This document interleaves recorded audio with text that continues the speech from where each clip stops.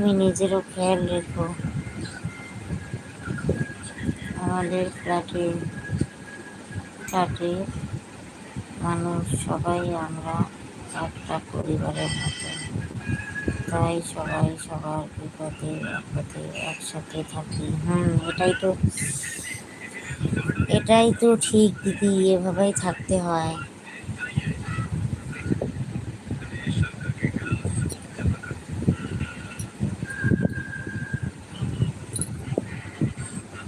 এটাই সব থেকে বড় সম্পর্ক।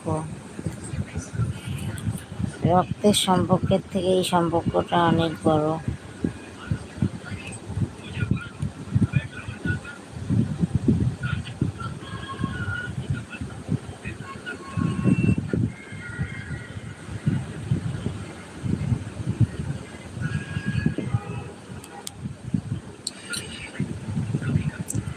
মনে হয় এটাই আমাদের পরিবার, তাই খুব মজা হয়, আনন্দ হয়, কোনো ঝগড়া ঝামেলা নেই।